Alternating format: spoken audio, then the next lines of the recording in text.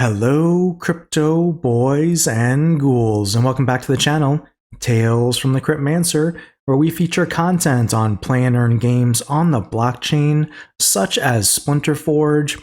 And in today's video, I just wanted to talk a little bit about right now how you can buy, sell, and trade your NFTs in Splinterforge, those pieces of equipment or gems and runes that you might be acquiring through the purchase of alpha crates or enhancement bags, and kind of walk you through the process where a lot of this trading, buying and selling is happening right now. If you're not aware, Splinterforge right now does not have a fully functional marketplace to be able to sell these NFT assets right now.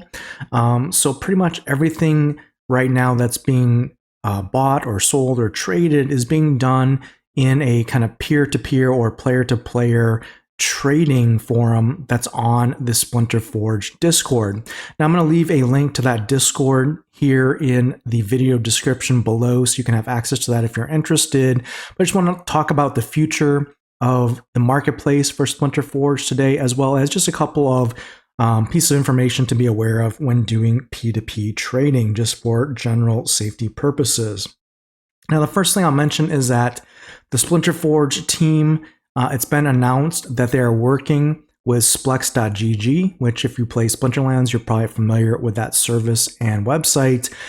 They're working with Yixin and Genepool to create a marketplace for Splinterforge assets moving forward. I don't have actually an ETA on when that marketplace will be available, but it seems like it could be coming pretty soon here to those playing Splinterforge, which is good because more visibility to the marketplace just brings, stability, trust, and all that good stuff into the game.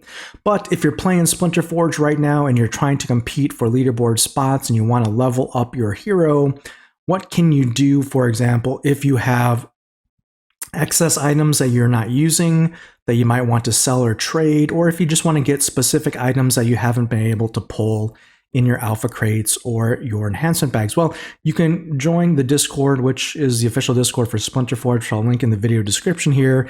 You can join their P2P trading channel and just kind of talk to other members of the community and look to potentially buy, sell, or trade your items. Now, all of this is done on the trust basis. So anything you do here would be just like a OTC or kind of over-the-counter trade in Splinterlands. Like if you were trading something like a title in Splinterlands previously, before the non-card market existed, you would do something similar as well. In many cases, when Splinterlands trades that involve kind of high ticket or high dollar amounts, there's usually a middle person involved to help facilitate the trade. I can honestly say that what we're seeing in Splinterforge is there's a lot of trust in the community, and I'm not aware of any bad actors or any scams or anything happening in the P2P trading channel as of this moment, at least historically speaking, that I'm aware of. And there are probably literally hundreds, if not more, trades and sales per day in that channel that are taking place. So, but I would just caution, any user, anytime you're doing a P2P trade, you're using trust, you're using, your reputation, other people's reputations on Discord and in the community and in the game to make that trade. But some people may not be necessarily scrupulous out there, and you just have to be careful.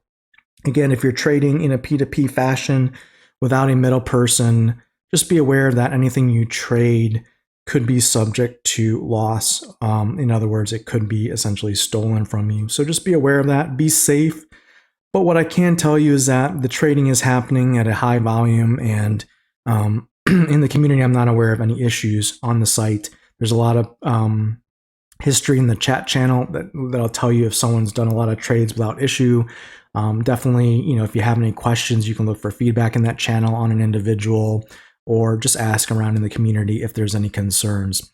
That being said, I just wanted to give everyone this piece of information. If you are playing Splinterforge and just kind of dabbling in it and are curious about how you can get access to gems or runes or equipment with sockets, stuff like that, this is one way you can do that without necessarily having to buy a ton of crates or enhancement bags to get exactly what you need.